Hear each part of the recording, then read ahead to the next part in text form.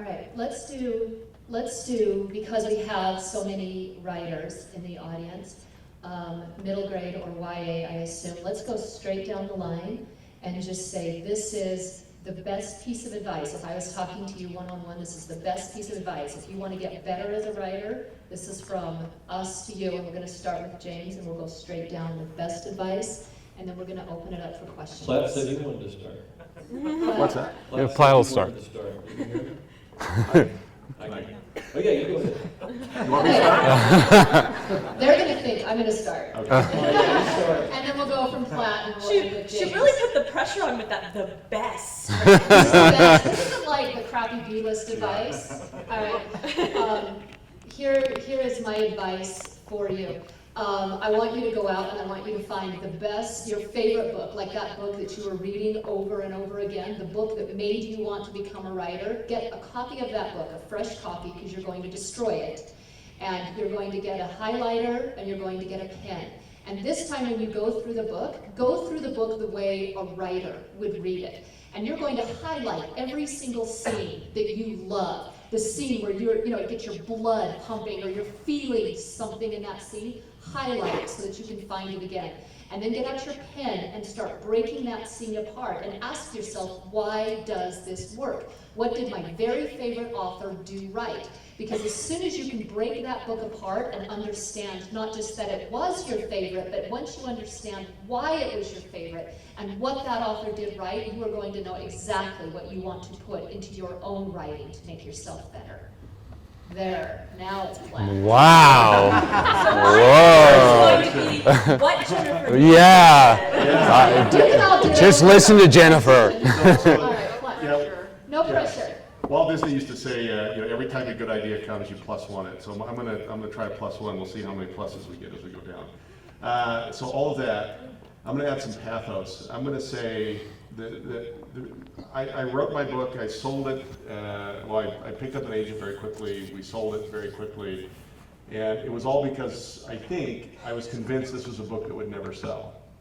I wrote it thinking, I'm just going to write what I think would be funny for me to read to my kids, and my kids would like it, and I would think it's entertaining. I didn't think about the industry, I didn't think about what was popular, I wasn't trying to emulate anything. I was actually just going to write a book and then get that out of my head. Oh, okay, I can write a book, now I'm going to write a book that can actually get published. And I think in the end that served me the best because I wasn't true to anything other than my own voice and what I wanted to do. And it seemed to work out well. So that's not tactical advice, but that's what I had. Okay, so I'll plus that, and I'll say something along those lines because my first novel, I had no experience with middle grade or YA. I didn't know anything about it. I was just writing it, and the protagonist starts off at 7, and then she's 11, and then she's 19, and that was a big problem in selling the book. But the book got published and people still read it and love it. And so, sometimes going in, ignorant is bliss. And in my case, that happens a lot. But my advice is a little trick that I have when I'm writing and I'm into it and I have a really good scene. I don't ever finish it. I put it down at the end of the day so that the next morning when I start writing again, I know exactly what I'm going to start writing because then I'm already in it and I know what I'm finishing and it just seems to set the whole day. That is a good trick. Yeah, so that's my writing advice. Great. And I'll plus one that. I'd say for me, I spent a lot of time stressing and worrying about getting my best ideas on paper. It wasn't until I finally said, you know what? I'm spending too much time on finding my best ideas. What if I could make my worst ideas work? And so for me, I started going to my worst ideas, the ones that just seemed the dumbest, the stupidest. And I took those ideas and I went with them and I grew and I pushed it and I thought, okay, how creative can I be? And those best ideas that I had are not as good as those worst ideas because of all the care that I put into it, all the energy. It sometimes takes stepping away from waiting for that perfect idea to show up, that moment of brilliance, and kind of just forcing yourself to be brilliant with some of the bad ideas that you already have.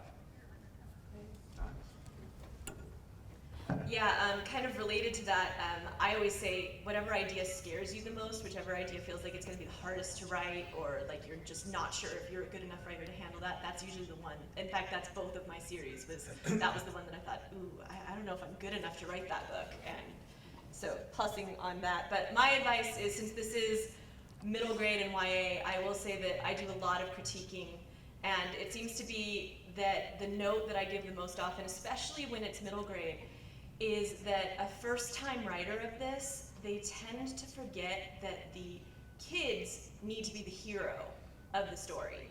And I don't just mean the main character, I mean like it seems to be that you're reading the book, and things are going along, and then you get to that sort of climax, and the solution is they go to an adult, and the adult fixes things for them, and end of story. And it's like, but it's a middle grade, the kid is supposed to be the hero. How different would it have been if Dumbledore was the one that always stepped in and saved things instead of letting Harry be the hero? And I've even seen that in YA drafts, but especially when I'm reading middle grade drafts, I see that a lot with newer writers, that it's sort of like that adult sense steps in, and it's not that they've done anything like dumbing down the writing or anything like that, but it just sort of seems to be that when they're trying to figure out how to solve the plot, they rely on adults more than their kid characters. So really, really remember that you're writing for kids, let the kids be the hero of the story. What she said. I think the best advice that I could give to any writer, whether it's middle grade, YA, whatever you're writing, just the best writing advice, period, is finish what you start. Because no one ever really writes a great book. You write a book that you then fix to make as good as you possibly can. And I see so many people that are stuck in the middle of a draft, or redrafting something, or redrafting something, and not actually finishing it. And you need to finish so that you and your readers or an editor or an agent have a sense of the entire story that you are trying to tell. And then you have something that you can actually shape. Sometimes that shaping is small, sometimes it's going to be huge.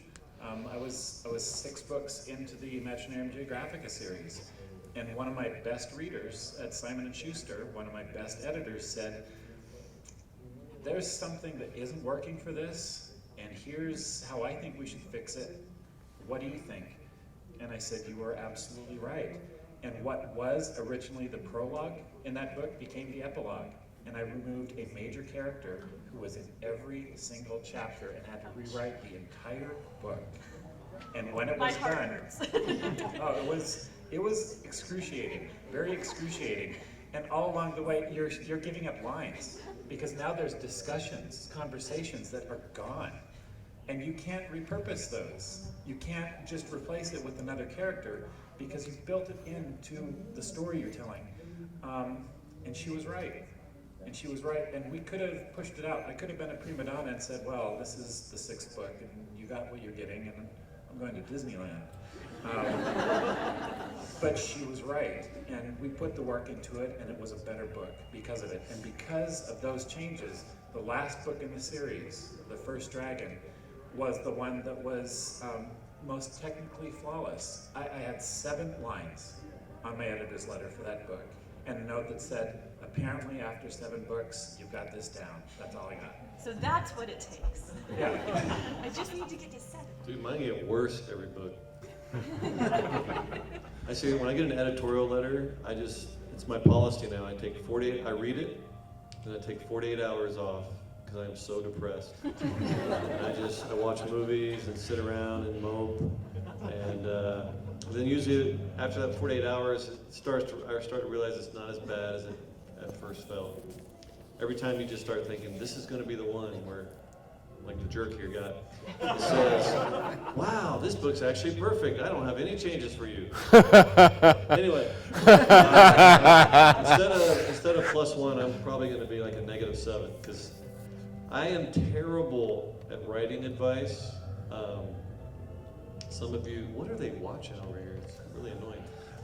Some of you may have heard me say this before, but I mean, sometimes I'll be at a school and I will say things like, write something really cool. And, like, make it fun to read. Make it good. Yeah, make sure it's good. Make sure it's good. No, it's hard for me to articulate how I write books, but one thing that always stands out to me, and it might be obvious, but everything, I don't care what anyone else says, it is all about the characters. Okay, so make your characters the most important thing that you throw all your devotion to. Every book I've ever loved is because I fell in love or made a connection with the characters. And I felt myself anxious to just even hear them have regular conversations. I just felt like I was there and I was a part of it, and like we're hanging out. And I grew to care for them and love them. And you know, if you just have these really shallow characters and they're all exactly the same and none of them have any quirks or anything that gives you that connection to them, well, the first time they have an action scene and they might die, you'd be like, I don't care, I hope this guy dies. He's boring as heck. Just setting cannot overcome weak characters. Action and suspense cannot overcome weak characters.